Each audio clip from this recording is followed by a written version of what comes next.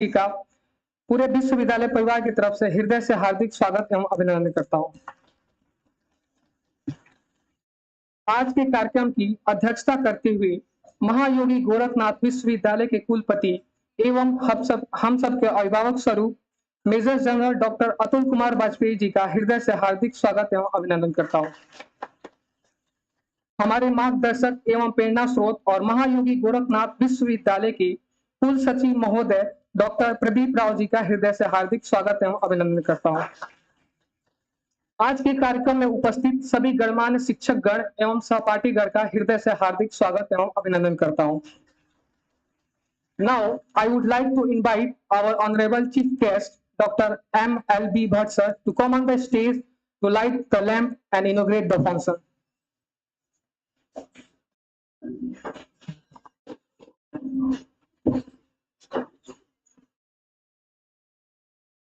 Light is the symbol of brightness and prosperity, as it expels the darkness and spreads the positivity.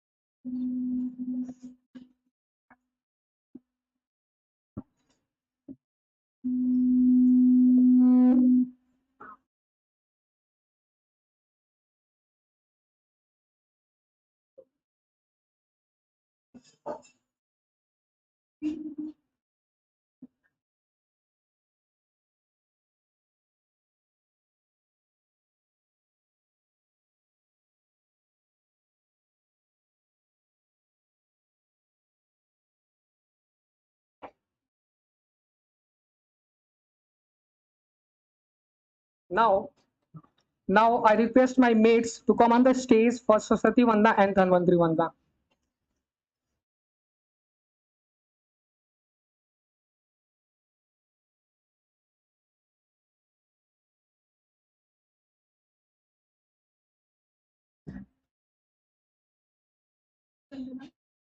Namami धन्वन्तरिमादिदेवं सुरासुरैर्वन्दितपादपद्मं लोके धरामृत्युनाशं धातारमीशं विविधौषधीनां संयोमवाता परिवारिवनि पंच प्रपंचात्मक देहभाजं संताप संपात जरा ज्वलंतं नमामि धन्वन्तरिमादिदेवं नवीन नीलमुदितान्तिकान्तं शान्तं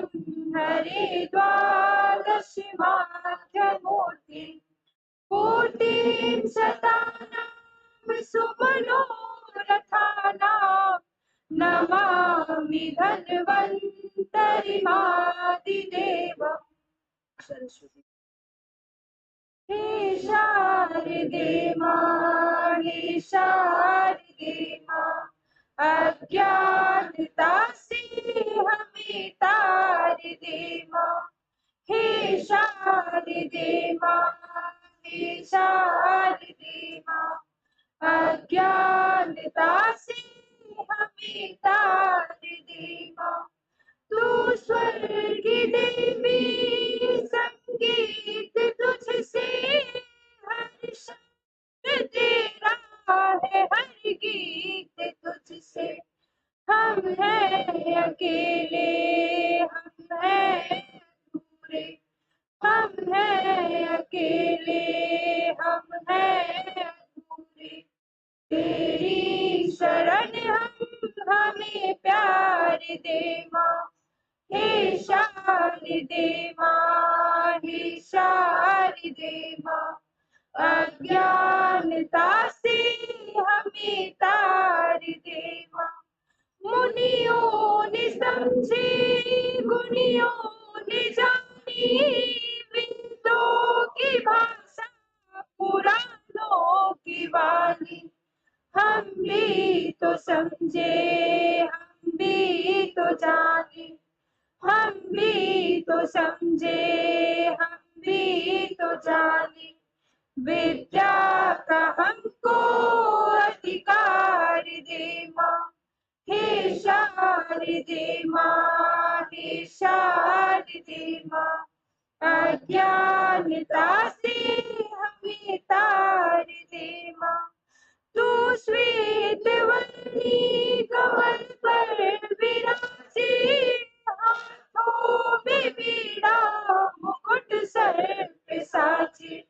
मन से हमारे मिटा के अंधेरे, मन से हमारे मिटा के अंधेरे।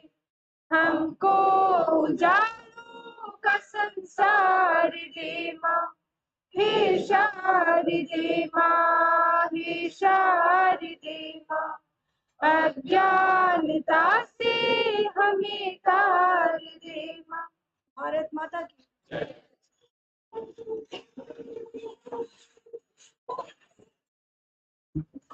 प्रार्थना और विश्वास दोनों अदृश्य है, परंतु दोनों में इतनी ताकत है कि नामुमकिन को भी मुमकिन बना देते हैं। प्रार्थना समूह का बहुत बहुत धन्यवाद एवं बहुत ही सुंदर एवं ऊर्जादायक प्रस्तुति। अब मैं कार्यक्रम को आगे बढ़ाते हुए कुल सचिव महोदय से आग्रह करता हूं कि आज के मुख्य अतिथि महोदय को स्मृति चिन्ह एवं उत्तरीय वस्त्र देकर सम्मानित करें।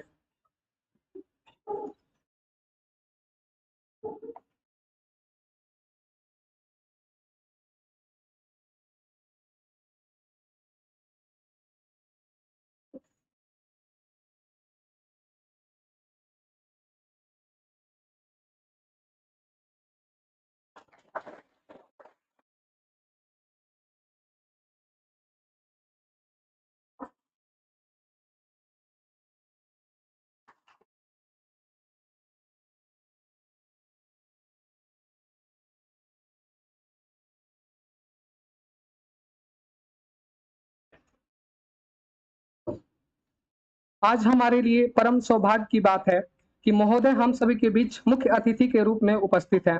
मैं पुनः समस्त विश्वविद्यालय परिवार की ओर से आपका हार्दिक स्वागत एवं अभिनंदन करता हूं और सादर निवेदन करता हूं कि कृपया मंच पे आवे और अपने उद्बोधन से हम सभी को पथ प्रदर्शित करें।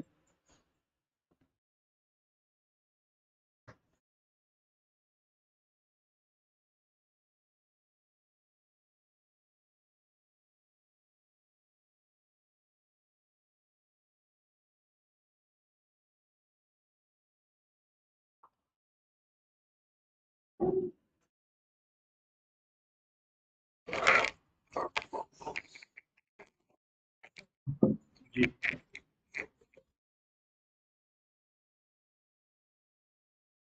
MGU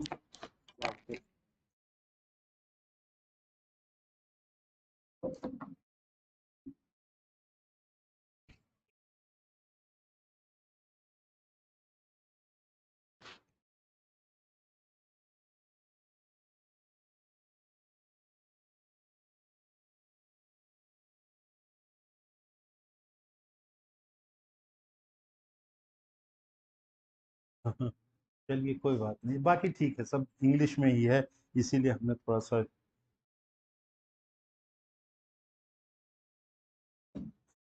सभागार में उपस्थित सभी छात्रों से अनुरोध है कि अगर किसी के पास मोबाइल फोन हो तो उसको साइलेंट कर देंगे।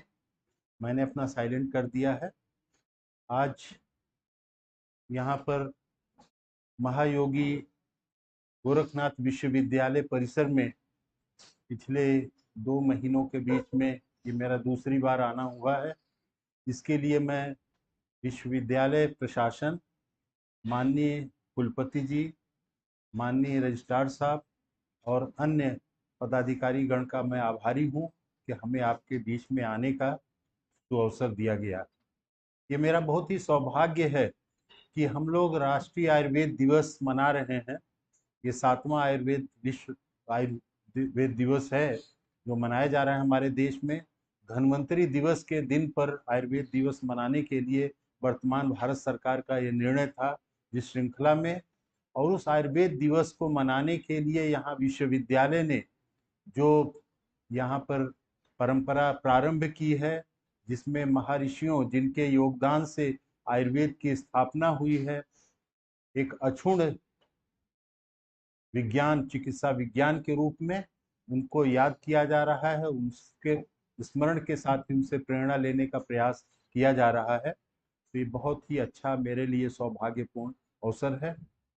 रिस्पेक्टेड वाइस चांसलर साहब, respected registrar sahab, all the respected teachers and my dear students of this prestigious university, which is a newly born, but I can see the hope for emerging as one of the best institution in the country. And I congratulate all the students at the outset for joining this institution, which has the potential to emerge. And that is what I am saying based on my personal experience visiting various many Ayurvedic institutions all over the country, in Kerala, Karnataka, and all those South Indian and North Indian as well. I have interacted with teachers, students, delivered the talks, and I can see the way this is shaping is going to be a great institution, one of the best in Northern India to start with, and subsequently it may emerge as one of the best in the country. So for that, joining you joining here is a really great potential and opportunity for you to realize your personal potential in the direction of the service to the humanity through the health care and health service. I'm going to talk about Maharshi Bhag Bhatt briefly, and then about the lifestyle problems and how we can mitigate the lifestyle issues so that we all lead a healthy life.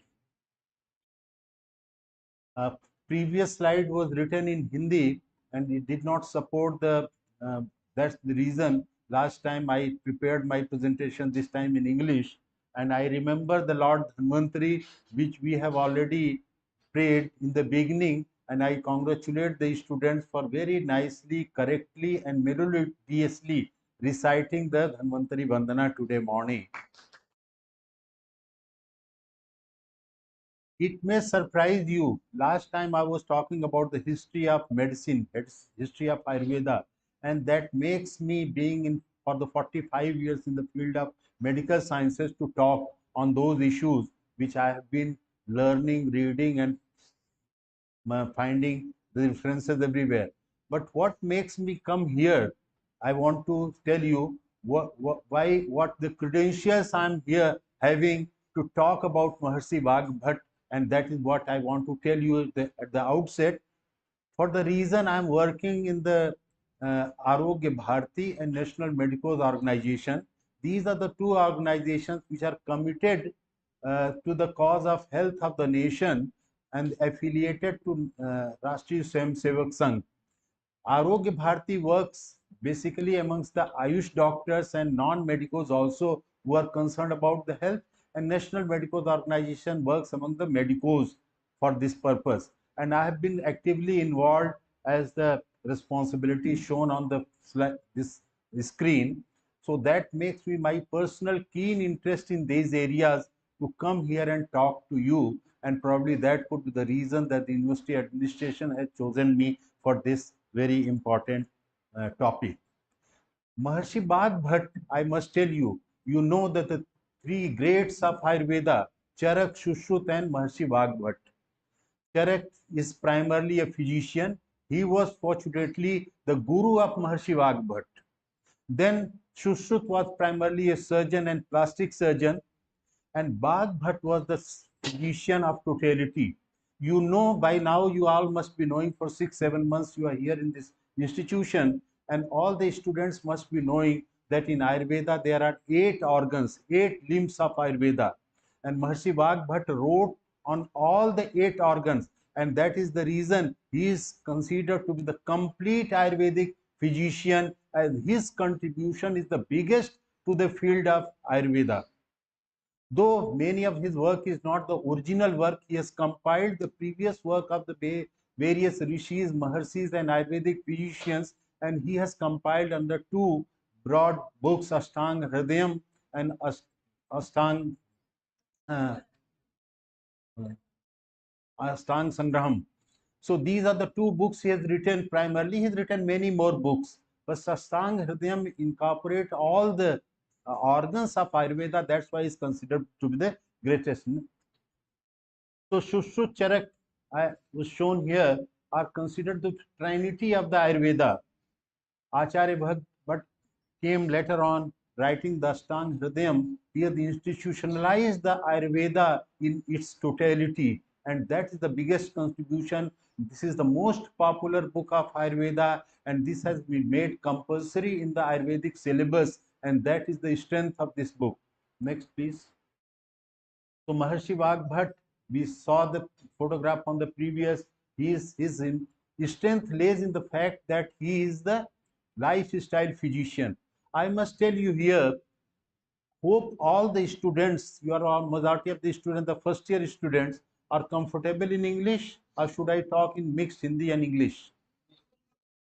Because I learned today, last time I came here thinking it's the Northern India Ayurvedic institution, medium of instruction must be in Hindi, but I found out that the English is the medium of instruction, so I'm talking, and that makes you global physician, what the India is going to achieve tomorrow. So you must all know English, you must know Hindi, because it's a mother tongue, most of you are from the Northern India, but more important than that, you all should know the Sanskrit, because that's the root language, mother language of the Ayurveda, and without knowing Sanskrit, you can really never appreciate the nitty-gritty and in-depth understanding of the Ayurveda. So you should all know the Sanskrit as a language, then only you'll be able to read the original text and understand and imbibe the information. Next, please. Maharshi Vagbhat, these two books written, the most important thing in the last line is that the 85% of diseases can be cured without a doctor. That is what Maharshi Vagbhat has written around 2 centuries back.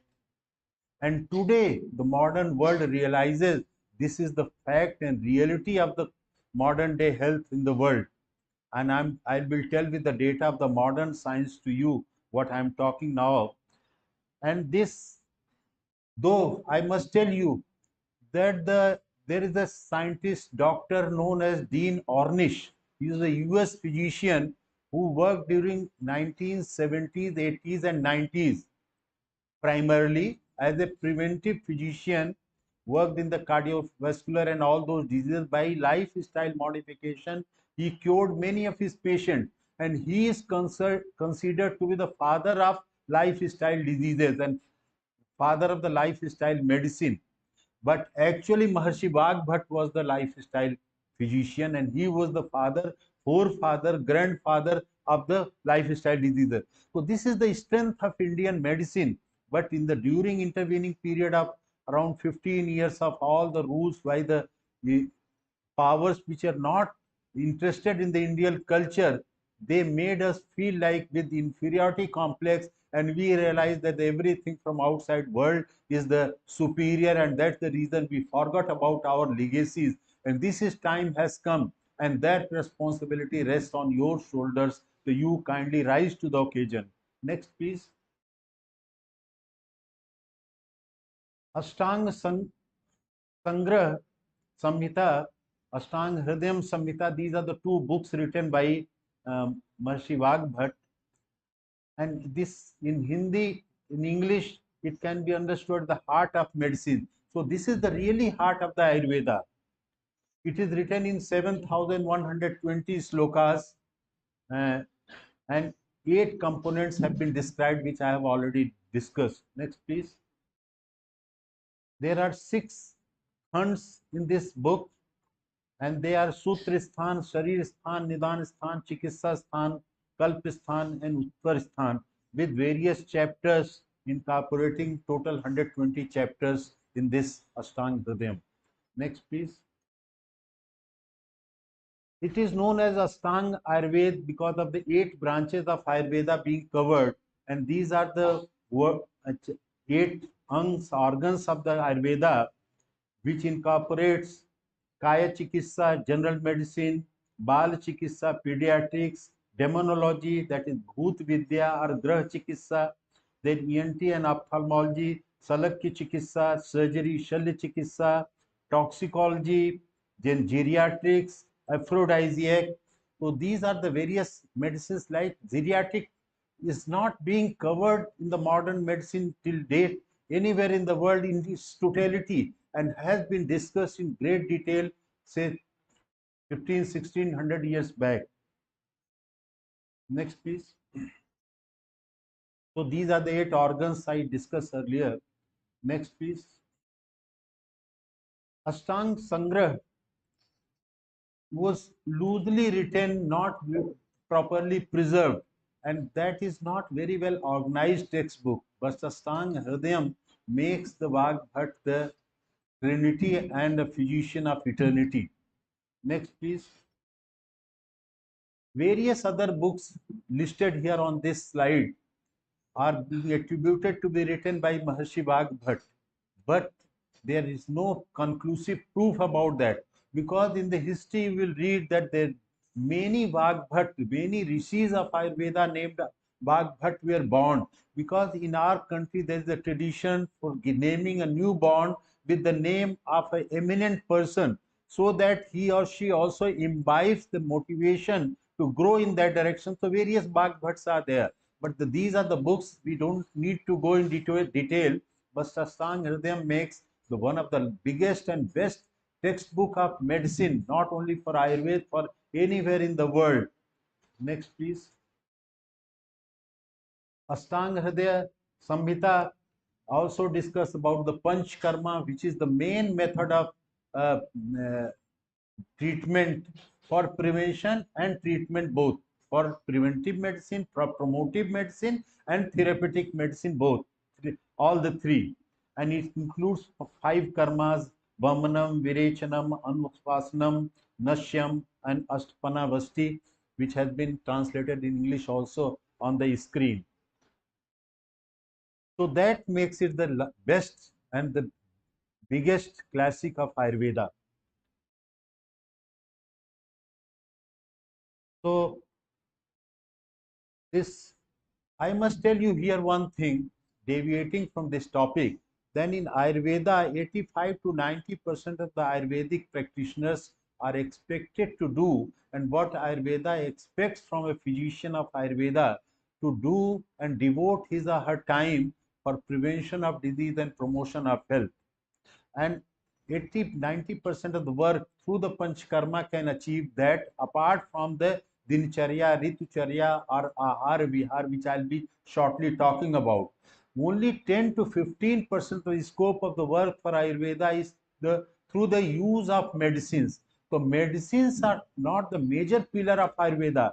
When we talk about all those Ayurvedic decoctions or preparations, tablets, syrups, or quath, or arc, and those things, they constitute only 10 to 15% the component of Ayurveda. 85 to 90% is through the methods which I am going to talk today very briefly. Next, please.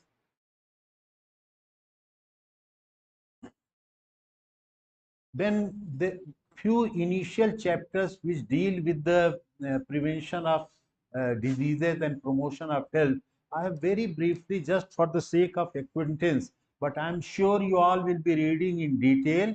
And the best way of reading for a professional student is the self-reading. Guru is there only to guide you. Guru is there to show you the path, the light, torch. You have to have the faith in the Guru, and it's your work and self study and self hard work is going to the pave way of your forward journey and progress. So you must think that what is being taught may be 1% of your journey and your achievement. 99% you have to ensure to achieve through your hard work, and that is what has been done all over the world, and that is the way only forward for you also. So here Ashtanga Hridaya The most important bath, pitta, kapha, and those things I'm not going to talk today. I'll be focusing shortly on the prevention of disease and promotion of health with the modern day knowledge incorporated, combining with the knowledge of Ayurveda. But healthy condition as per the Ayurveda is the equilibrium of three dosas, Vata, Pitta, and Kapha, and this equilibrium or the vitiated states lead to the loss of equilibrium and disease state. So it's the equilibrium which is to be maintained, and you all by now you must know, otherwise you remember today that it is your the way you eat, that is ahara, the way you lead your life, that is your lifestyle, living condition, and then apart from that, the how you have your mental frame of mind, that is very well described, which modern science, medical science appreciates, that the mental equilibrium, mental way of thinking and behavior is the key to good health, and that has been described 2000, 3000, 5000 years back in Rig Veda, Athar Veda also. So all those Vedas they have also described, because the root of Ayurveda is from the Vedas. Next, please. So there are four limbs of treatment: Dhishak, Dravya, Upasthata, and Rogi. Each one has four qualities. The four qualities of ideal physician only I am talking today, not going to, because you are going to be the physician. And what is the ideal? You should keep your ideals in front of you so that you try to achieve the ideal. If you don't aim for something, you will never achieve. So you should know what is your ideal, what is you are going to achieve. That you should know. That they should possess the professional efficacy. Without a professional efficiency, expertise, you will not be going to be a good physician. Then you should have a very sound knowledge of the uh, art and science of medicine. You should have the practical experience and expertise by interacting with the patient and being involved with the treatment process, and purity of act of mind, body, and speech. What is that? Is mansa vacha karmana. You should commit to your, there should be honesty of purpose in all mansa vacha karmana activities. Then only you are going to be. A dishonest physician, untruthful, is not going to be a good physician. So you have to inculcate a habit of these good traits if you want to become a great physician. Because here in our country, all these Maharishis, Mahapurush, we are remembering that the unfoldment of the divinity in we all have is the purpose of the education and the meditation. So we are here in the educational institution to unfold our potentials and unfold our divinity, and that divinity we have to realize first inside of ourselves by convincing ourselves that we are divine. And if that divinity you realize, accordingly you behave, you in the society, in the hostel, in the hospital, everywhere, then that divinity is going to grow in you and you will become divine. Otherwise, if you involve yourself all those down acted upon activities and those criticized way of social behavior, you are not going to grow in your life. So next, please. Diseases are classified in this chapter: Sadhya diseases, Asadhya diseases, further two subdivisions. Next, please. Summary also I have discussed about this. I'm rushing through this part of the presentation. I'm going to leave this presentation here so you all can have access to that presentation. It's a very simplified presentation. You'll be able to understand easily. But what is I need to convey here, coming from Lucknow all the way to deliver this 1 hour talk, is the content of the lifestyle, what is the truth and what we should do, and that is the main purpose. That's why I'm rushing through all these, though everything here being discussed is very important: types of diseases, qualities of drug, examination of patient, what are the methods, types of treatment, four limbs of treatment, classification of diseases. Next, please. Prevention of disease and promotion of health was the main contribution, apart from all the angas being uh, uh, written by Maharshi Vagbhat. And the main aim of Ayurveda, you all must be knowing by now, to maintain the positive health in the healthy individual and the restore and treat the diseased person. This is the main purpose of the Ayurveda. You must all be knowing. And what is said is that the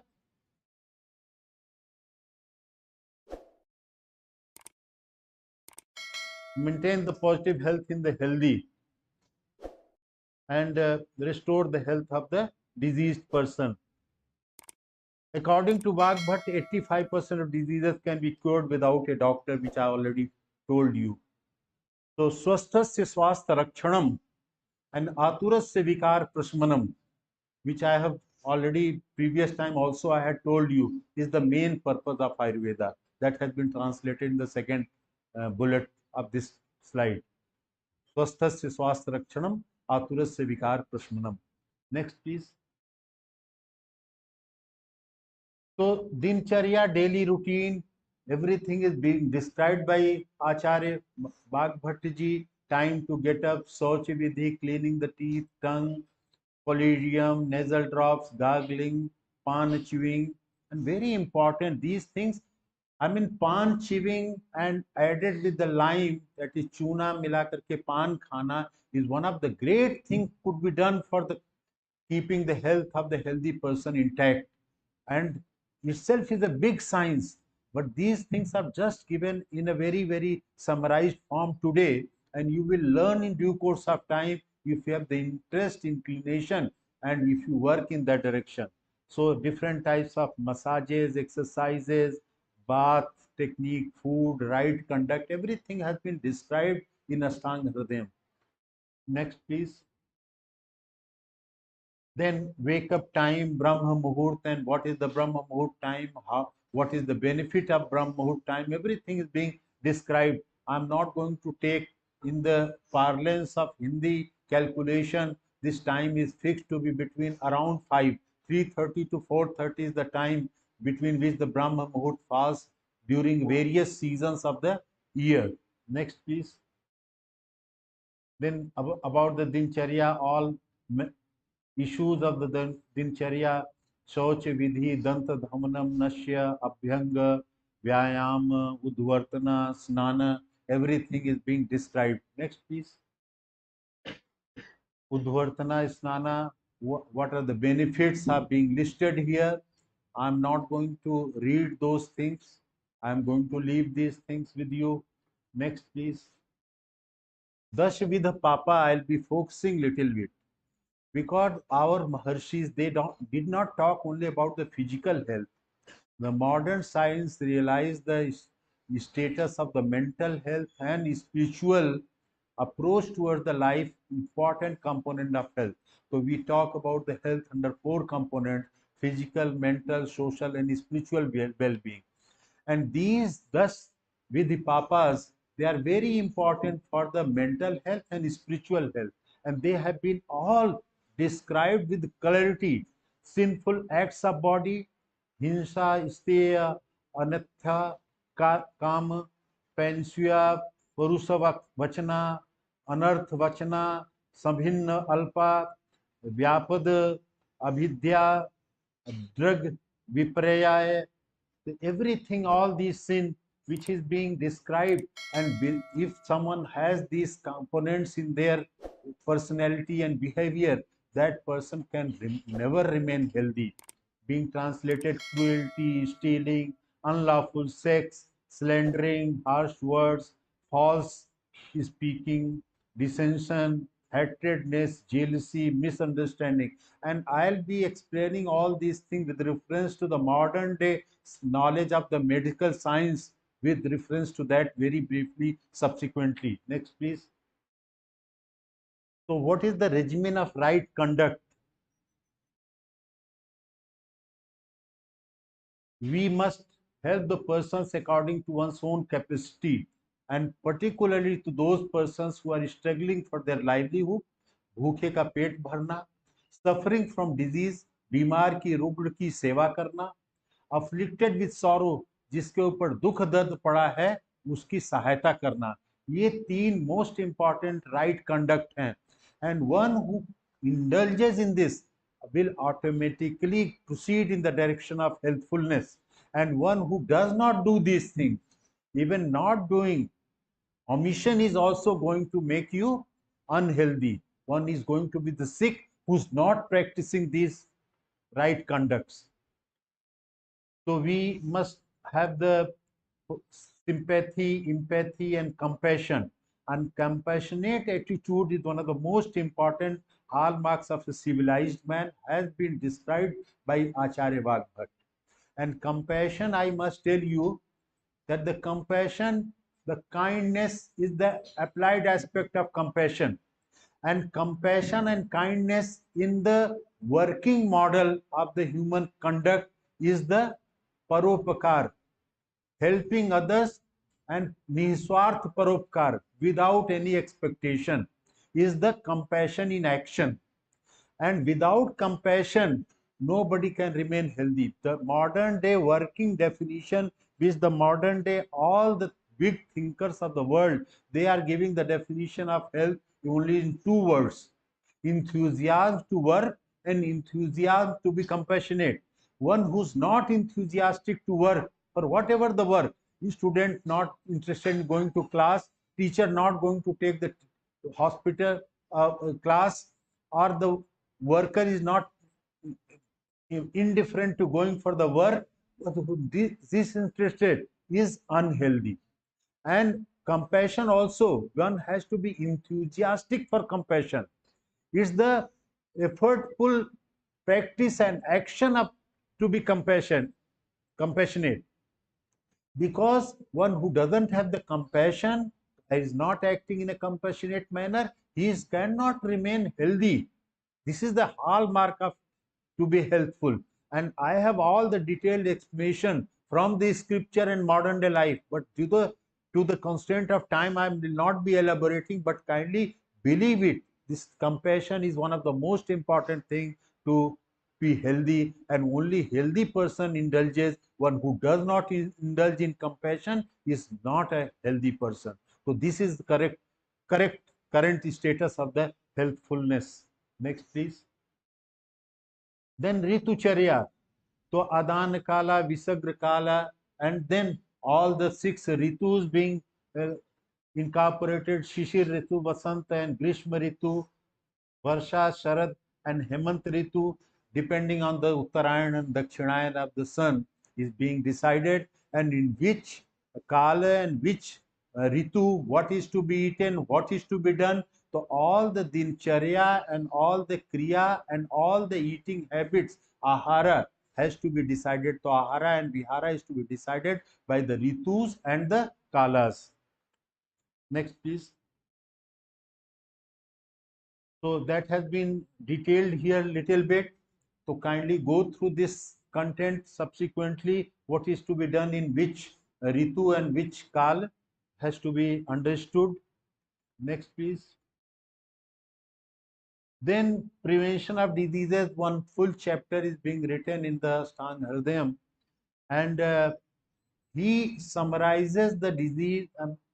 For the prevention of disease, he says that the forceful expulsion and voluntary suppression of the natural urges is the cause of all the disease states.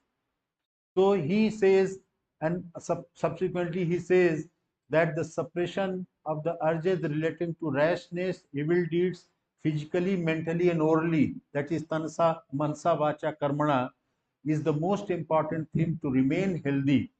And he says there are 2 types of urges: the dharaniya vega and adharaniya vega, suppressible and non-suppressible. Next, please.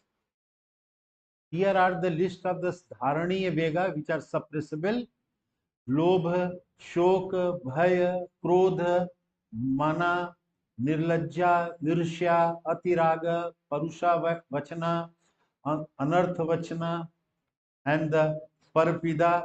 So these things one should avoid, and they are the suppressible urges. And next is non-suppressible, that is adharaniya vegas.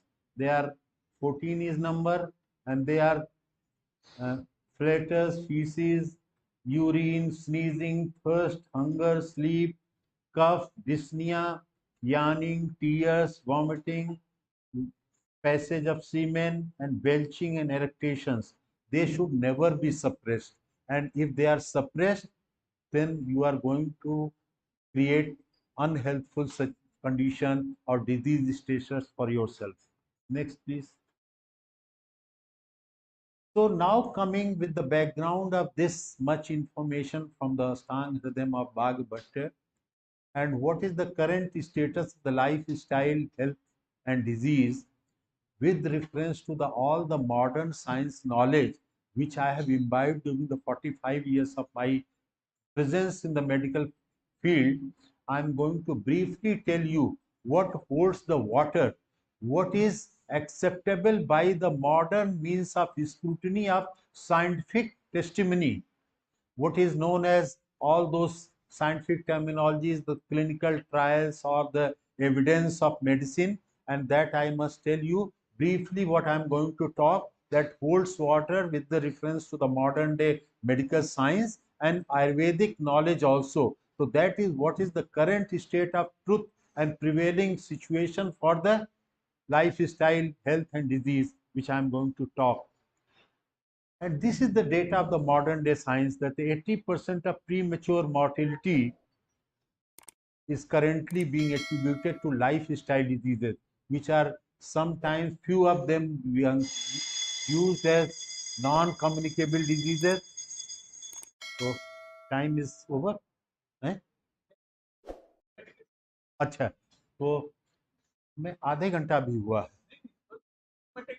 अच्छा, ठीक है, हम अपने को इसीलिए मैं rush कर रहा हूं कि आई वाज टोल्ड कि 1 घंटा हमें बोलना है, इसीलिए मैं आके शुरू में घड़ी देख रहा था, हमने दिखी नहीं घड़ी, फिर बाद में यहाँ दिखे नहीं, आई स्टार्टेड एट 10:30 तो अच्छा ठीक है, तो I will finish in time, बच्चे बोर ना हो, इंफॉर्मेशन उनको सफिशिएंट हो। एंड मेरा जो प्रेजेंटेशन है इतना सिंपल लैंग्वेज में है कि facts you may forget but content will be imprinted your mind. That is the way I present my topic whenever and wherever I present. I'm basically an oncologist, I'm a cancer physician, but apart from even talking to national international expert groups also, I talk in a most simplified manner so that there is no problem in understanding. So 80%, this is the modern day data. Next please. I told initially स्वस्थस्य स्वास्थ्य रक्षणम आतुरस्य विकार प्रशमनम चरक संहिता सूत्र स्थान. Next please. Lifestyle diseases क्या हैं? Diseases which are linked with the one's lifestyle. जीवन शैली से जुड़ी हुई बीमारियां, जो जीवन शैली खराब हो गई तो उससे बीमारियां हो गई, अच्छी जीवन शैली उसके बारे में हम संक्षेप में अभी बात करेंगे. तो ये ailments that are primarily based on the day-to-day habit of people. A healthy lifestyle is a way of living that lowers the risk of being seriously ill or dying early. ये विश्व स्वास्थ्य संगठन WHO ने इसको इस तरह से define किया, लेकिन सब चीजें one and the same thing है, differently said. Next please. Common lifestyle diseases आज मॉडर्न वर्ल्ड में, क्योंकि हम लोग जिस सेंचुरी में रह रहे हैं, आज के चैलेंजेस entirely different है. Apart from the challenges which were present from the eternity, health के लिए आहार विहार या नशा है या अनहेल्दी ईटिंग हैबिट्स हैं, अनहेल्दी लाइफ स्टाइल है, वो हमेशा से रिस्क फैक्टर रहा, और मॉडर्न लाइफ स्टाइल में कुछ और प्रॉब्लम्स आ गई हैं, लेकिन ये सब चीजें कवर्ड हैं उसी में. जो हार्ट डिजीजेस बहुत बढ़ रहे हैं, उसमें जो आदमी का राइट कंडक्ट नहीं है, जो उसका व्यवहार ठीक नहीं है, जो अपने मनोवेग हैं उनको ठीक से नहीं संचालित कर पा रहा है, जो घृणा, क्रोध, anger, jealousy, hatred, all those things are, people are paying price in the form of hypertension, diabetes, even cancer also. So even heart attack, brain stroke, everything. So these are the 6 diseases which are the commonest currently with reference to the lifestyle diseases. Heart disease, stroke is Pakshaghat, the brain stroke, cancer, diabetes, chronic lung diseases, and then mental illnesses are also increasing a lot. And because of only one reason, that is lack of compassionate behavior. People are not concerned about others, they are self-centered. Swarth is the biggest problem, Parmarth is the way out for the recovery, but people are not doing that. That is the biggest problem if you want to remain healthy. So this is the modern day data that the developing countries, which India is, 82% of the all deaths are because of the lifestyle diseases. तो जो महर्षि वाघ भट्ट ने कहा था आज वो सच हो रहा है. अभी हम लोग 10 साल पहले मेडिकल स्टूडेंट्स को पढ़ाते थे कि अराउंड 60% लाइफस्टाइल डिजीजेज हैं, एनसीडीज हैं. अब वो 82% पे पहुंच गया डेथ. तो यहाँ पे स्थिति यहाँ पहुंच रही, तो जो हमारे ऋषियों ने देखा था. दूसरी मैं बात एक बता दूं यहाँ पर कि suppose someone driving motorcycle scooter under the influence of alcohol meets with an accident, so we label it to be death because of the road traffic accident. But that road traffic accident is because of the alcohol, and alcohol is a lifestyle disorder. So this is alcohol death is also lifestyle disorder. Under the influence of all these addictions, alcohol and all those drugs, we are committing so many crimes, so many things, and jeopardizing our health. Next, please. And the primary cause of lifestyle diseases in modern times are the tobacco use, 1/3 of all diseases in totality. Around 40% of all cancer, 25% of heart diseases, 20% of the respiratory diseases, 10%, 10 to 20% of the stroke. This is all because of tobacco alone. That is the biggest risk factor and biggest problem for the civilized society.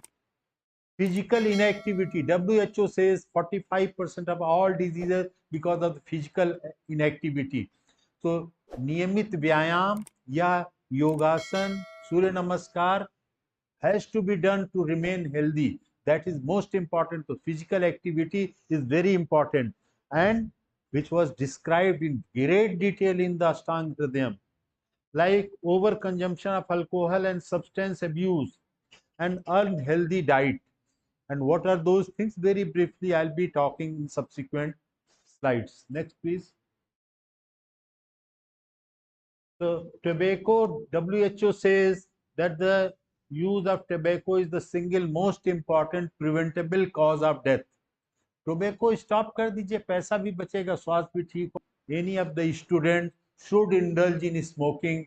What the information scientific I am giving you. If anyone has got the habit of indulging in smoking, and biggest good news is smoking can be quit, and better news and bigger news is that after quitting the smoking, your risk for the health issues, your risk for the diseases declines dramatically. So that is the good news, and one should stop. Next, please.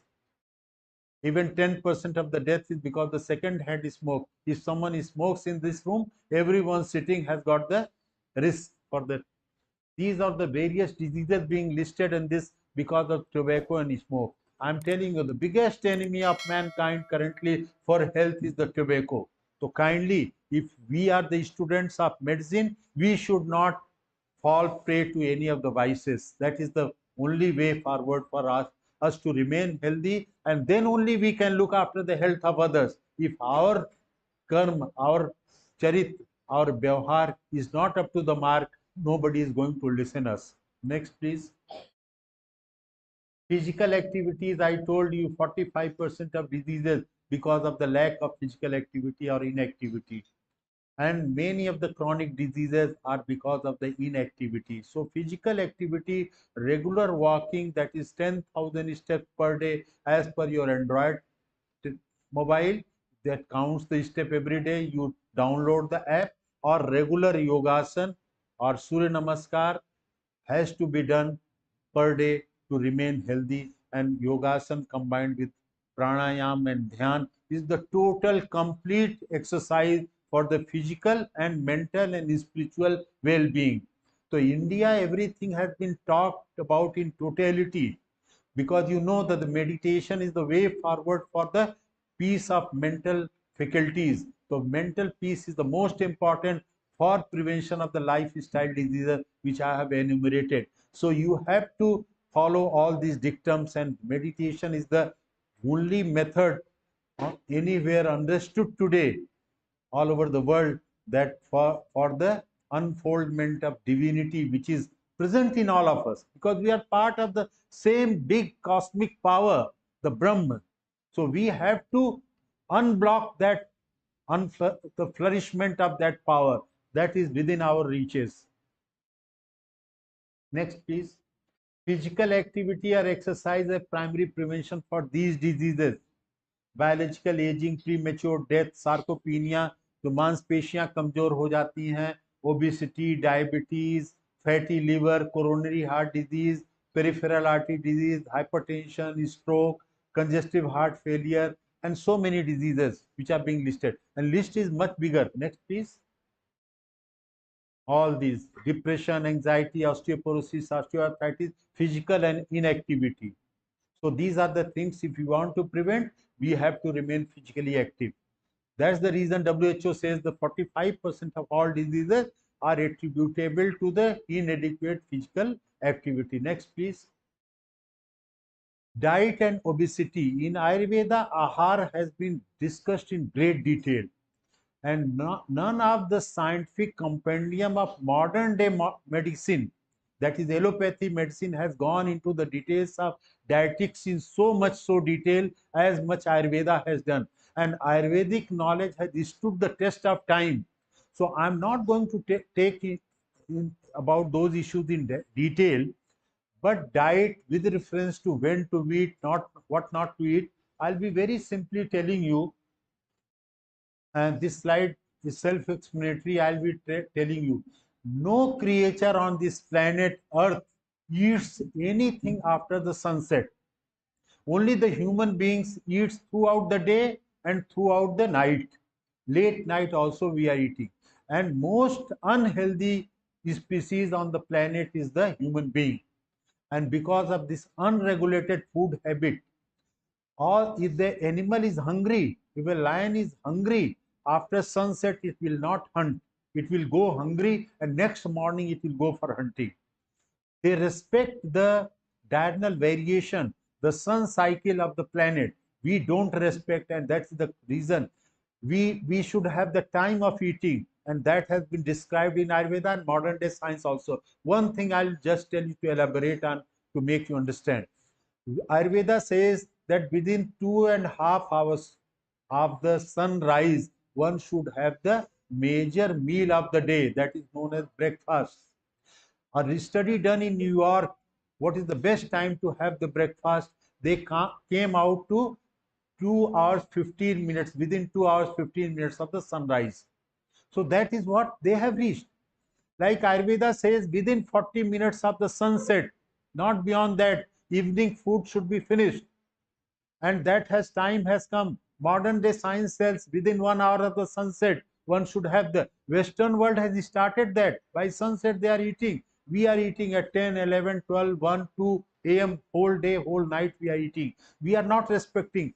Ayurveda says within 3 hours of eating something, we should not take anything orally. So if you have taken the breakfast at 8 in the morning till 11, you should not take anything. And then Ayurveda also says in the Kala, Ghadi and all those calculations, but I'm talking to you with the constant of time, which is reading in detail, but I'm sensitizing you that within 6 months, 6 hours of your major meal, you should have your second meal. So up to 3 hours, you won't be taking anything, and beyond 6 hours, you will not go hungry. Within the window of that 3 to 6 hours, you have to take the meal. So this is the way you are going to take 3 meals a day. And what is to be eaten in breakfast, what is to be taken in lunch, what is the dinner, what is the quantity in lunch. Breakfast has to be heaviest, lunch lighter, dinner has to be the lightest. Then if you want to take curd, takra and matha, you have to take in the lunch time. If you want to take milk after dinner, 1 hour after the dinner, you should take milk. Fruit juices, best time is to be taken in the morning. Food, seasonal and regional fruits and vegetables are to be taken, not the imported. Whole cereal is to be taken. Whole cereal means all these millets and coarse cereals are to be taken. All these processed and polished rice and processed flour, that is maida, has not to be taken. Processed jaggery, that is white sugar, is not to be taken. So all these things have been described in great detail in Ayurveda, but under the influence of modernity, westernization, urbanization, and progress, we have adopted unhealthy lifestyle, incorporated unhealthy food habits, and that is causing with the havoc. And if unhealthy food habit, the obesity and overweight, also there's a big problem all over the world. Next, please. Around 20% of the Indian population is now obese, and these are the diseases associated with obesity. Listed here: heart diseases, hypertension, stroke, diabetes, constipation, osteoarthritis, and many more are listed here. And your risk multiplies if you take the alcohol and tobacco also along with those things. Next, please. Alcohol consumption is also a big problem today in the civilized world, and it leads to 200 diseases, including injury and accident, which I told you earlier. Apart from the health issues, social and economic loss, whereas social and discord and so many things, mental and behavioral disorders, everything associated. Next, please.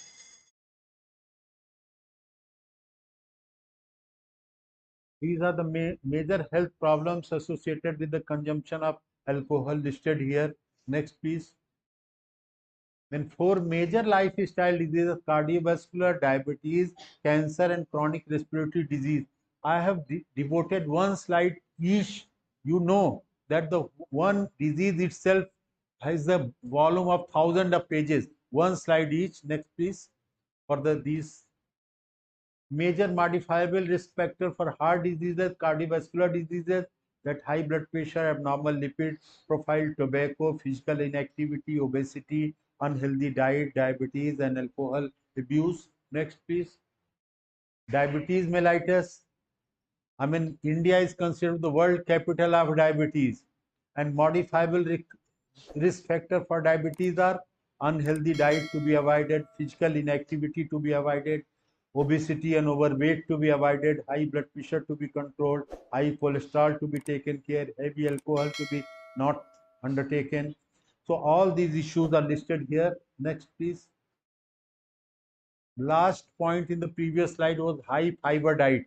If we take regional seasonal fruits and vegetables, we take millets, coarse cereals, we get sufficient of fibers. Today we are talking about fibers because we are not taking fibers, we are taking processed and polished food material. Similarly, cancer is a big problem. About 15 lakh people are suffering from cancer every day. Common cancers in our country are being listed here: oral cancer, uterine, cervix, breast, lung, stomach, colorectal, and prostate cancer. Next, please. Causes of cancer: at the top is the tobacco, then alcohol to be avoided, and then obesity, sedentary lifestyle, low intake of fruits and vegetables, low fiber intake, poor personal hygiene, and these factors. Next, please. Chronic respiratory disease become one of the biggest problem because of the environmental pollution occurring, all kinds of automobile smoke, industrialization, then household cooking with this wood and agricultural waste is leading cause of these things. And modifiable risk factors are the cigarette smoking, bidi smoking, dust, chemical, firewood cooking, air pollution, respiratory infections. Next, please. So with this, I thank you very much, because I'm sure I'm not able to do full justice with the topic, but this was just to sensitize you about the lifestyle issues with reference to the attribute to Maharshi Vagbhat, who is the greatest physician of the lifestyle in the world and currently, and all his sayings are being testified with the modern tools of scientific scrutiny today, and we all should, without any doubt, we should follow those tenets if we want to remain healthy. And if we won't follow for ourselves, our saying to our patients, our population, our society, no one is going to listen to us if we don't follow ourselves. So kindly do follow all those tenets for your good health, and so that after you become a good healthy person, then only you will become a good physician. You know for sure, you know that the artha dharma kam mokshanam arogyam mool uttamam. If you want to perform your four purusharthas, artha dharma kam and moksha, earning the money through the dharma, doing the karma, following the path of dharma, then you will become finally the eligible for moksha. And for these four purusharthas to be achieved, you have to have the good health. Arogyam mool uttamam. Arogya is the main basis of this thing. So on this earth, if you want to realize your human birth as a divine soul, you have to indulge in a healthy eating habits. And you know that the four Vedas and Ayurveda is the fifth Ved. If you don't follow the fifth Ved, none of the Vedas you can do anything about.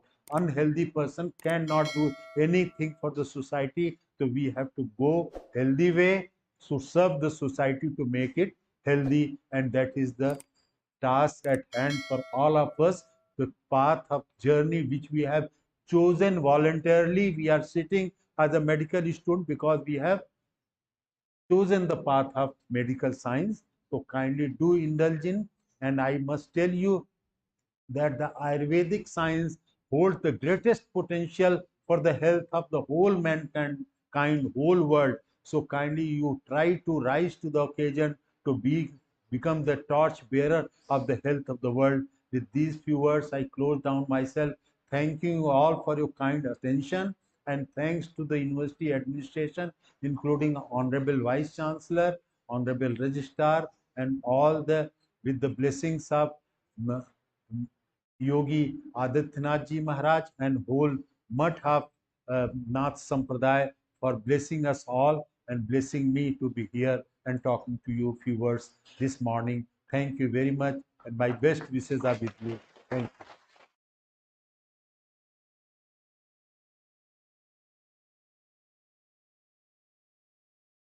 कोई question उत्तर तो नहीं? Question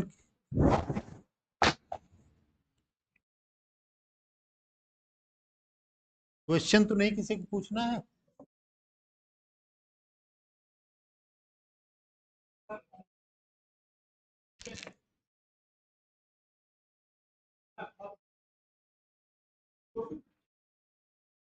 किसी को कोई प्रश्न है तो पूछ लीजिए, क्योंकि ये नहीं सोचिए कि प्रश्न अच्छा है कि बुरा है, ये नहीं मन में होना चाहिए।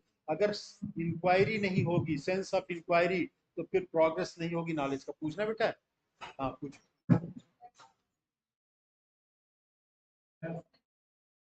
ठीक ठीक सुनाई दे रहा है।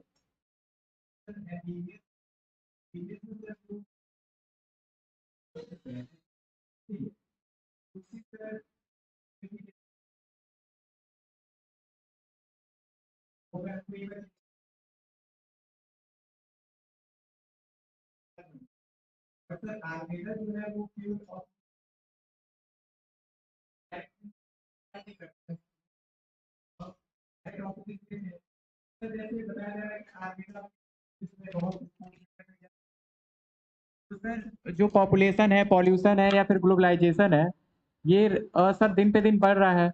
तो इससे सर जो स्पीसीज है, जैसे इंडिया तो सर फिर भी 12th mega diversity of the world है, लेकिन सर अदर कंट्रीज जो डेवलप्ड कंट्रीज हैं या फिर जहाँ पे इतने मेगा बायोडाइवर्सिटी नहीं है, तो ये सर अगर औषधियाँ नहीं रहेंगी तो फिर सर फिर वही केमिकल कंपोजिशन लेवल पे आएंगे, तब तो फिर सर एलोपैथ मेडिसिन हो गया वो। तो सर कैसे हम आयुर्वेदा को क्योंकि सर रिसोर्सेज आयुर्वेदा पे तो फिर औषधि ही है, तो अगर औषधियाँ बचाएंगे तभी तो सर मतलब वो कर सकेंगे। देखिए बैठ जाइए, थैंक यू। पूरा एक तो साफ सुनाई नहीं दे रहा था, लेकिन जितना हमें सुनाई दिया है उसके आधार पर मैं आपको बताऊं, जो मॉडर्न साइंस है वो रिडक्शनिस्ट मेडिसिन है, तो उसमें एक प्योर केमिकल लेकर के इस्तेमाल किया गया। आयुर्वेद में हमारा मोस्टली रॉ हर्ब्स हैं, या उनका क्वाथ है, या उनका काढ़ा है, या जो भी चीज़ें अर्क हैं, तो उसमें बहुत से केमिकल्स होते हैं टोटेलिटी में। और हम लोगों को मालूम है कि मनुष्य जीवन या प्राकृतिक जीवन किसी भी व्यक्ति का, इसमें सारे केमिकल्स, जितने मिनरल्स हैं, जितने केमिकल्स हैं, सब कुछ विद्यमान है मनुष्य शरीर में। तो मनुष्य शरीर या जीव जगत पूरा का पूरा एक केमिकल का नहीं है कि एक केमिकल का केमिकल का ये उदाहरण है कि जैसे आयरन की कमी है तो आयरन आप दे दीजिए, लेकिन आयरन भी बेस्ट अगर नेचुरल सोर्स का दिया जाएगा तो उसका बेस्ट इम्पैक्ट होगा। तो ये हमारी जो स्ट्रेंथ है आयुर्वेद की वो ये है। अनलाइक मॉडर्न मेडिसिन, वहां पे एक चीज को करेक्ट करने के लिए, कोलेस्ट्रॉल बढ़ा तो उसको घटाने के लिए दिया। हमारा आयुर्वेद में भी है, जो शरीर में विषाक्त पदार्थ चले गए हैं, इम्प्योरिटी चली गई है, उनको प्योरिफिकेशन के लिए पंचकर्मा के द्वारा क्लियर कर सकते हैं। अगर उसमें कोई विषाक्तता है उसको हम केमिकल से देते हैं तो एक चीज की तो बैलेंस को लाने की कोशिश करता है, लेकिन उस केमिकल के कारण उसके बहुत ही ज्यादा साइड इफेक्ट होते हैं। तो मॉडर्न मेडिसिन का जो एडवर्स ड्रग रिएक्शन है, ये अमेरिका में सेकंड बिगेस्ट किलर है इस समय। नंबर 1 पे हार्ट डिजीज है, नंबर 2 पे एडवर्स ड्रग रिएक्शन है, डेथ का कारण। कैंसर, रोड एक्सीडेंट, इन्फेक्शन सब नीचे चला गया है। तो ये मॉडर्न मेडिसिन एक दुधारी तलवार है, जिससे कुछ फायदा होता है तो कुछ नुकसान होता है। मॉडर्न मेडिसिन की अच्छाइयां हैं, जैसे इमरजेंसी मेडिसिन है, ट्रामेटोलॉजी है, सर्जरी है, कोई चीज सड़ गया है, कोई पैर के हाथ सड़ गई, उसको काट के निकाल देना, तो उसकी कमियों को नहीं हम कहेंगे कि उसकी अच्छाइयों को कमी नहीं बता सकते। लेकिन आयुर्वेद में भी हमारे सुश्रुत सर्जरी के थे, 121 सर्जिकल इंस्ट्रूमेंट सुश्रुत जी ने बनाए थे। महर्षि चरक ने 500 प्रकार की औषधियां बनाई थी। हम आपको बता दें टोटलिटी के लिए, वैसे तो टाइम बहुत ही जाएगा अगर डिटेल में जाए, 1 लाख प्रकार की औषधि पौधे हैं धरती पे, बल्कि 1 लाख प्रकार के पौधे हैं, जिसमें से 5-6 हजार प्रकार के पौधों के औषधीय गुण के बारे में कुछ जानकारी मनुष्य जगत को है। उसमें से केवल 500 ऐसे औषधि पौधे हैं जिसका मनुष्य के स्वास्थ्य के लिए, इलाज के लिए प्रयोग होता है। और ज्यादातर आयुर्वेद का, पूरा आयुर्वेद जगत पूरे विश्व का केवल 200 प्रकार की औषधियों पर के प्रयोग से वो प्रयोग कर रहा है। अभी 99,300 प्रकार के पौधों का औषधि गुण का प्रयोग करना मानवता को बचा हुआ है। हमारे ऋषियों ने बहुत खोज की, उनके तमाम फार्मूले हैं, उसके डिटेल में मैं नहीं जाऊंगा, लेकिन जहाँ पे जो बीमारियां होती हैं वहां पर वो प्रकृति प्रदत्त पौधे भी होते हैं उनके विकारों को दूर करने के लिए। अगर महर्षि चरक अपने एक जीवन में 500 प्रकार की औषधियां खोज सकते हैं, तो क्या हम मनुष्य के रूप में एक औषधि नहीं पूरे जीवन में शोध कर सकते हैं? और आज अगर पूरे जीवन में आप में से कोई भी व्यक्ति एक नई औषधि खोज देगा तो वो अजर और अमर हो जाएगा, उसको दुनिया का, भारत का सबसे बड़ा चिकित्सा का पुरस्कार भी मिल जाएगा। लेकिन कारण यह है कि हम लोग मनोयोग से एकाग्र चित्त होकर के अपनी सारी शक्ति, ऊर्जा और इंद्रिय को केंद्रित नहीं करके एक काम में नहीं लगते हैं। हम लोग साथ साथ सब कुछ करना चाहते हैं। हम लोग नहीं जानते हैं कि लाइफ का एंजॉयमेंट क्या है। अगर आपको अपने काम में मजा आने लगेगा तब आपकी लाइफ सुखद, आनंददायक और प्लेजरेबल होगी और आपको आनंद आने लगेगा। अगर आप सोचेंगे कि मृत तृष्णा में इस तरह के बाह्य चीजों में आनंद आएगा, तो उसमें आनंद नहीं आता, उसमें क्षणिक आनंद आता है, पीड़ा ज्यादा होती है। लेकिन वो सब अध्यात्म का विषय, उसमें मैं नहीं जाऊंगा। आप लोग मनोयोग से अपना पढ़िए, जानकारी सब लीजिए और आगे शोध करने के लिए, और प्रथम वर्ष का छात्र ही शोध करने की दिशा में अपना दिमाग दौड़ा सकता है। पढ़ो और सोचो कि क्या मैं शोध कर सकता हूँ, किस विषय पर शोध कर सकता हूँ। अपॉर्चुनिटीज हैं, शोध करना ऐसा कोई मुश्किल नहीं होता है। प्रथम वर्ष के बाद, जैसे डीन ऑर्निश का मैंने बताया था आपको, वो जब प्रथम वर्ष का एमबीबीएस का स्टूडेंट था, 1960-65 की बात है, 60 और 70 की बात है, अमेरिका में, जो लाइफ स्टाइल फिजिशियन माना जाता है, फादर ऑफ लाइफ स्टाइल। तो उसने क्या किया, उसने देखा कि ये ज्यादातर जिनको हार्ट की डिजीज हुई है, जिस हॉस्पिटल में काम करता था, ये लोग खाने पीने में परहेज नहीं करते थे। हिस्ट्री उनकी लेके उसने समझा अपने से। और ये लोग व्यायाम नहीं करते, शारीरिक श्रम नहीं करते, अल्कोहल और टोबैको लेते हैं, ज्यादा मरीजों में देखा, मोटापा है उनमें। तो उसने सोचा कि क्यों न इसको ठीक किया जाए, हो सकता है कि इससे बीमारियां ठीक हो जाए, क्योंकि जो लोग दुबले पतले हैं, जो लोग स्मोकिंग और शराब नहीं पीते हैं, उसमें ये नहीं होता।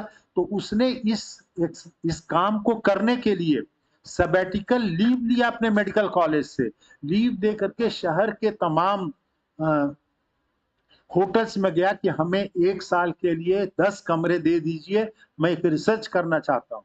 उसने रिसर्च के लिए अंत में एक होटल ने उसको 10 कमरा 1 साल के लिए दे दिया। वहां पर उसने हार्ट के मरीजों को बताया कि आपकी बीमारी केवल इस आपकी लाइफस्टाइल की वजह से हमें प्रतीत होती है, लाइफस्टाइल मॉडिफाई कर लीजिए, हमें उम्मीद है कि आपकी बीमारी ठीक हो जाएगी। उसने ये टेस्ट करने के, फर्स्ट ईयर एमबीबीएस का स्टूडेंट था, वही 18-20 साल की उम्र में, अभी भी वो व्यक्ति जिंदा है। उसने उस पर टेस्ट किया उन लोगों का, सबका, टोबैको बंद, तंबाकू बंद, मोटे अनाज खाना, फाइबर फूड्स का सेवन करना, प्रोसेस न खाना, रेगुलर एक्सरसाइज करना, मॉर्निंग वॉक करना, अच्छे विचार करना, अच्छी म्यूजिक सुनना और समाज सेवा के लिए भी कुछ उनसे समय उनको दिलवाना, उनसे स्वेच्छा से परोपकार करवाना। 1 साल उसने कराया, 10 के 10 लोगों का हार्ट की बीमारी ठीक हो गई। और हार्ट की बीमारी ठीक होने के लिए एक मॉडर्न टेस्ट होता है, उसको कहते हैं थैलियम टेस्ट। तो थैलियम टेस्ट बीमारी के दौरान हुआ था।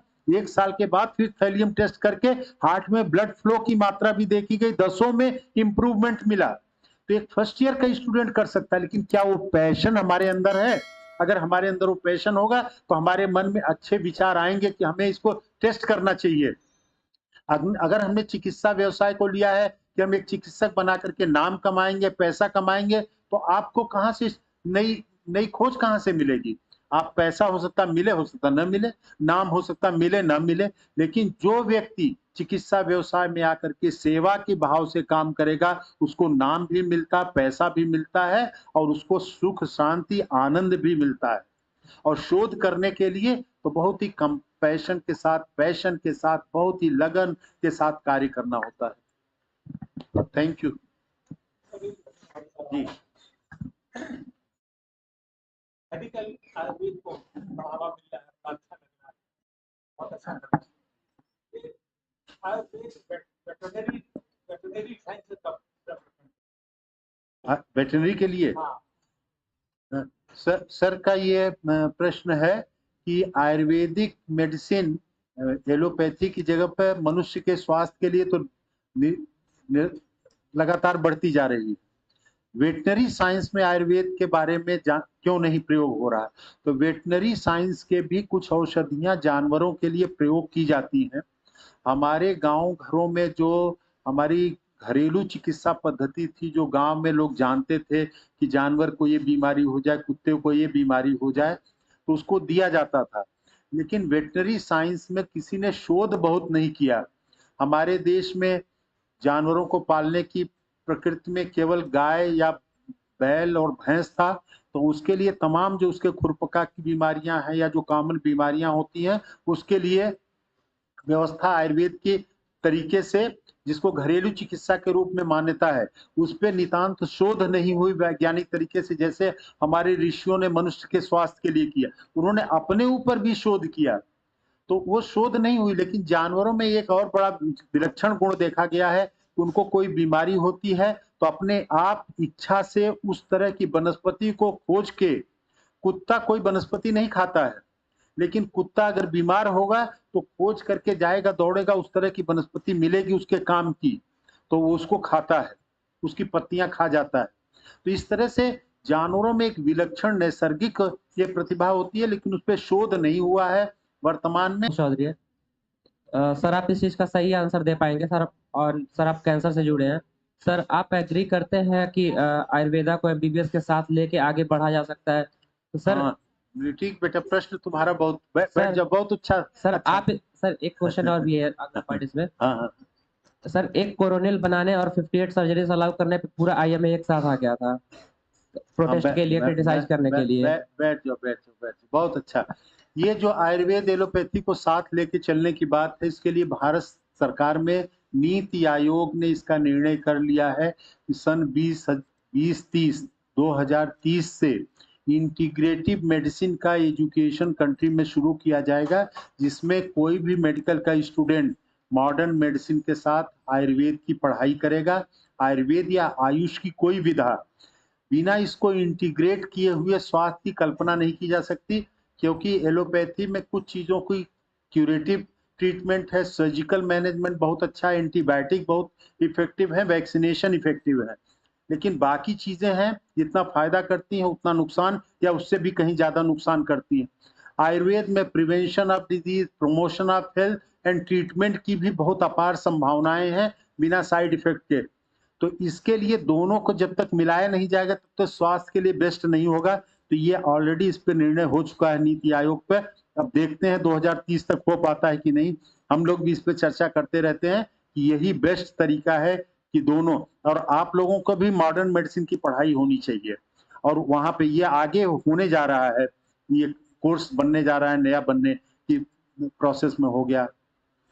कोरोनिल या कोई किसी तरीके की चीजों पर मॉडर्न साइंस के लोग जो विरोध करते हैं, अज्ञानवश करते हैं। हम लोगों का जो सबसे बड़ा उपलब्धि है मानवता की है अज्ञान। Ignorance has become the hallmark of civilised man. Without knowing something we start opposing something. तो वो उसके अज्ञानवश है। मैं पूरा एलोपैथी को भी भली भांति जानता हूँ, आयुर्वेद का भी मैं बहुत ही विशद अध्ययन किया है, कार्य भी किया है आयुर्वेद में, बहुत ही फील्ड ट्रायल भी किए हैं, रिसर्च भी किए हैं। तो मैं इस बात को भली भांति जानता हूँ कि कहाँ पे दोनों को मिलना है, बिना मिले हुए कुछ कल्याण नहीं होगा। तो ये तो वो है। आयुर्वेद जगत को अपने अंदर जो आत्मविश्वास की कमी है उसको दूर करके बिल्कुल फ्रंट में आना है, तभी कल्याण होगा। और इसके लिए आप लोगों को बहुत मेहनत करनी है। अगर आप लोग अंतर्राष्ट्रीय स्तर पर पहुंचना चाहते हैं तो अंग्रेजी आपकी स्ट्रांग होनी चाहिए। आयुर्वेद के प्रकांड बनना चाहते हैं तो संस्कृत भी आपकी बहुत ही स्ट्रांग होनी चाहिए। तो बिना इन दो चीजों के, इसके लिए सबके लिए बहुत मेहनत करनी होगी। मेहनत करेंगे सब कुछ अचीवेबल है, पॉसिबल है, बिल्कुल कोई ऐसा मुश्किल काम नहीं है। तो इसलिए आप लोग इस दिशा में मेहनत करें, प्रयास करें तो सब कुछ हासिल कर सकते हैं। ठीक है। सर मेरा नाम रामेश पटेल है और सर मेरा क्वेश्चन ये है कि इंडिया का कौन सा आयुर्वेदिक मेडिकल कॉलेज है जो कैंसर पे अभी तक अच्छा रिस्पांस दिया है और रिसर्च भी करता है, चला आ रहा है और कर भी रहा है। जी बैठ जाए। कैंसर के लिए प्रिवेंशन आयुर्वेद के रास्ते से चल करके 90% तक किया जा सकता है और ये मॉडर्न साइंस भी मानती है कि 85 to 90% cancers are environmental in origin and they are preventable. उसके कुछ हमने स्नैपशॉट आज आपको दिखाए भी, और मैं इसको जानता हूँ भली भांति, जिम्मेदारी से बात कह रहा हूँ। तो प्रिवेंशन तो एक हो गया। कैंसर हो जाने के बाद बहुत क्लेम किया जाता है कि आयुर्वेद की फला औषधियों से इसमें फायदा होता है, वो होता है। कुछ ऐसे लिम्फोमा हैं जो ग्लैंड के कैंसर होते हैं, कुछ ब्लड कैंसर है जिसमें आयुर्वेद की कुछ औषधियां कारगर पाई गई हैं, लेकिन निर्विवाद रूप से वैज्ञानिक शोध के रास्ते से उसको इसके इलाज के रूप में मान्यता मिल सके, ऐसा भी कार्य नहीं हुआ है।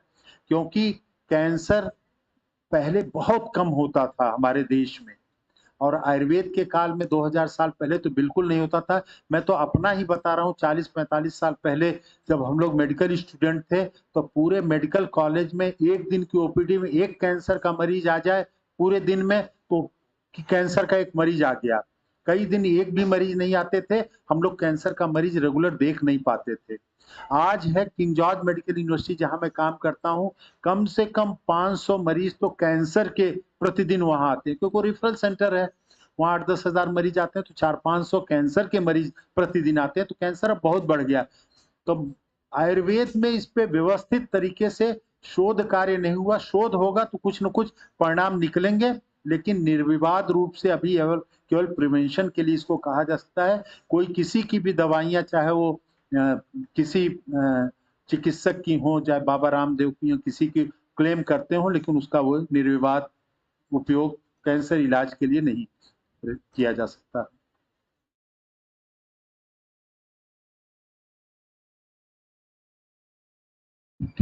ठीक है सर, थैंक यू।